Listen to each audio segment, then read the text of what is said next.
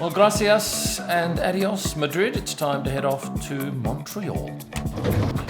It's about a 28-minute trip to the airport. My flight's at 4:20. Should get there at 2:20. I'm going business class, so I imagine I should get through reasonably quickly. And it is a gorgeous day here again in Madrid. So who's your favourite driver? Ayrton Senna da Silva. I saw him die in Imola. You were there that weekend? Yeah, it was something different. He has no fear. I cry. I really cry when Ayrton Senna died. Well, after a 10-minute wait in a queue, it was only 2 minutes with the check-in agent, and now I'm off to the lounge to have a look. I'm in Terminal 2, and if you travel business, on the left-hand side of the terminal there's a fast-track gate, and it's well worth doing because there's no one down here and there's lots at the other one. Today I'm flying TAP, which is a Portuguese airline. I've flown them before, and they use a shared lounge up here, which is quite spacious. Food's okay. I've actually got myself some penne, which, look, I've had a lot worse in restaurants and paid more for. It's not going to win any awards, but it's serviceable. I had a little bit of an accident with my mineral water, unfortunately, and behind me this young lady is having to clean it up. So thank you to her. But it's got a great view out over the runways and the taxiways, which I always like in an airport lounge. It's very bright and breezy and not that busy.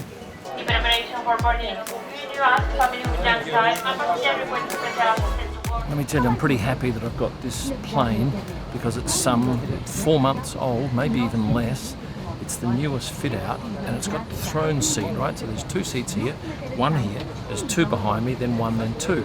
So 16 seats in business, and it's fantastic. And I've got this same aircraft, I think, on the next flight. Not huge leg room down here, which is fine on a short flight, and I don't think it'll be an issue on the longer one, but it's just a beautiful cabin.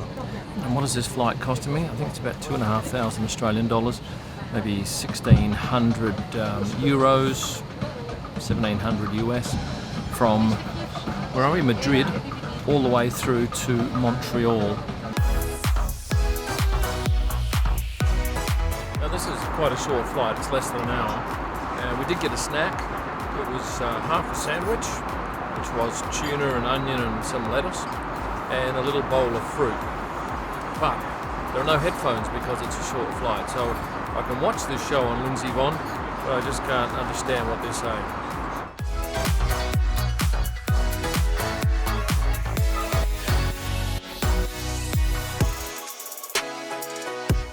We arrived 5 minutes early into Lisbon, and I've got a couple of hours on the ground. I'm going to take you up now and show you the lounge. Bye-bye, sir. Thank you. See you next time. Look, I would have loved to have shown you the lounge, but unfortunately there was such a drama with getting a tax refund, there was no time. But look at this. These are sardines. I love this packaging. It's just magnificent, isn't it? And so colourful. An eventful check-in. You need an ETA visa, which I had, but they make sure that you've got one. And now we've got a bus. And then she said, when I got out there, oh, you have to check your bag in. This bag I got here. I said, business? Oh, sorry, sir. Off you go. So clearly, if you're an economy, you can't have an overhead bag. Maybe it's perhaps challenged for size, I don't know. So when you go to Canada and you're checking in for a flight, first of all, they want to see your passport. And they ask you a couple of questions and then put a sticker on the back of it. And then they scan your passport to make sure you've got a visa. And when you go through check-in, they scan your passport again. But anyway, we're on the bus now and heading out to the plane. You cannot film inside. I can film me.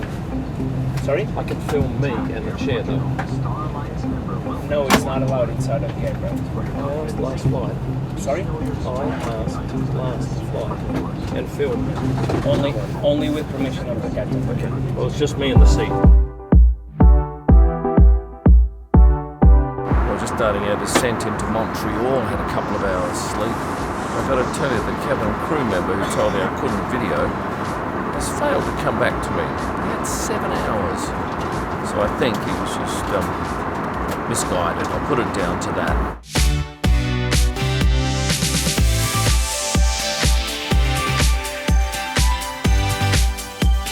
Well, we've caught the local Montreal airport authorities by surprise because their stairs are out there, but there's no one to drive the stairs up to the plane. So we're sitting on here, have been for about 12 minutes.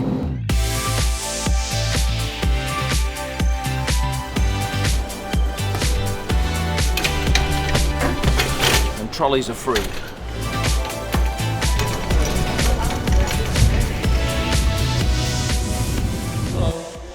First impressions of the Sofitel are good. Nice check-in experience. I'm on the 12th floor and I probably don't need to eat anything. Well, this is a great room, nice and big. It's in the heart of the city here, and thankfully the air conditioning will get down to about 18 degrees.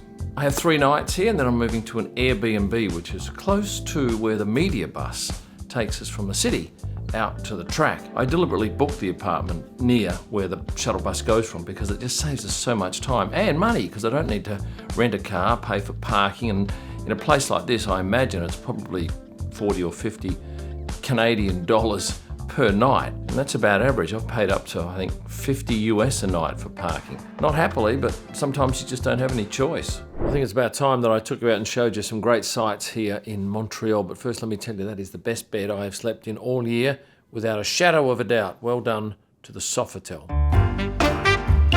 Well, I've picked a rather wet and cool day here in Montreal, and the weekend's going to be like this, I believe, to come down here to the Jean-Talon market to have a look around.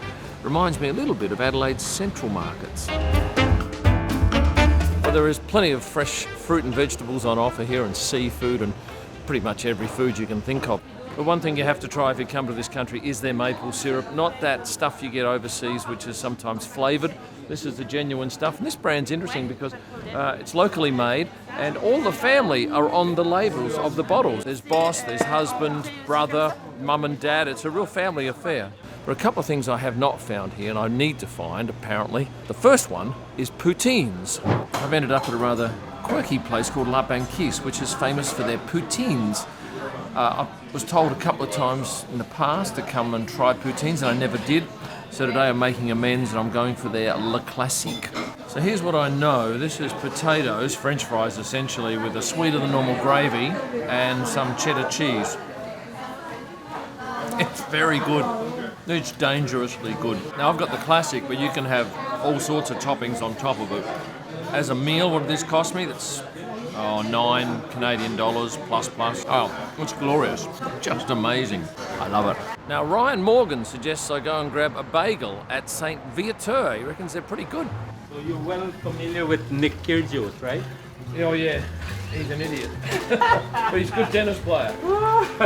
Oh, bagels are the best on the planet, man. Look at these babies. See those babies? Can't get that anywhere else on the planet, man. This is it, it's sesame seeds. It's good. Not as heavy as I remember. I think it would be even better with some cream cheese on it. So how about we head down to one of their cafes, take a test there. And this is one of their 3 cafes. However, bad news, they only take Canadian credit cards or cash, and I don't have a Canadian credit card or cash. Aren't these tree-lined streets just beautiful? I do notice they have very steep stairs going up to their first floors. Looks like a bit of a trip hazard. I think Montreal is a city that embraces Formula One, and certainly walking around, I see a lot of F1 stuff, pictures of drivers, black and white flags, all sorts of paraphernalia in the streets. I'm standing here in Crescent Street in the heart of the city, and while it's reasonably quiet now, and that is on the Tuesday prior to the weekend, come the weekend this will be pumping with all sorts of F1 activities. Festivities start on Thursday, right through until Sunday. And what about this stunning wall mural of Leonard Cohen? I can tell you it took 2 muralists, 13 assistants, 240 cans of paint, thousands of hours of work, covers an immense 10,000 square feet. And down here in Crescent Street, you'll find a whole host of restaurants and high-end bars to cater for all tastes. Right in the heart of Montreal is this gorgeous art gallery, and there's 11 pieces down here. There's a couple more still to come. Everyone is an F1 driver, past or present, and quite remarkable pieces of art. And what are they worth? Anywhere from, say, 9 to 20,000 Canadian dollars. We have a special show for Montreal Grand Prix this year by Canadian artist Sticky Peaches. So what he's done is he's created a series of pieces of his favorite F1 drivers.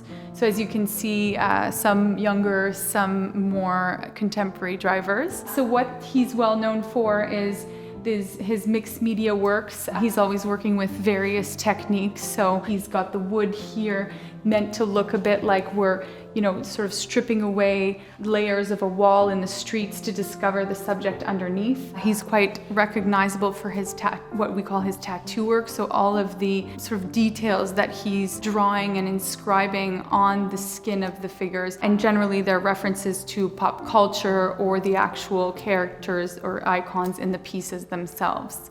It is here at Galerie Le Royer in Montreal where we have a few galleries on St. Paul Street. The idea with this piece is that it's meant to look like the car is ripping around the racetrack and therefore being deformed, obviously, just by the inertia. And when you look at it through this little lens here, it actually comes back to normal.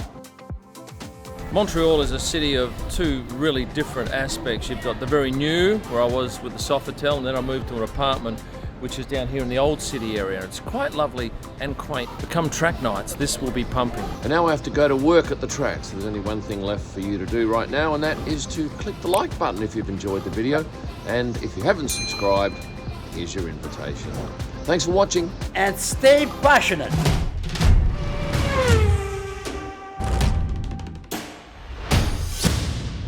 I'm in Terminal 2, and if you travel business... Shit, that wasn't very clever, was it?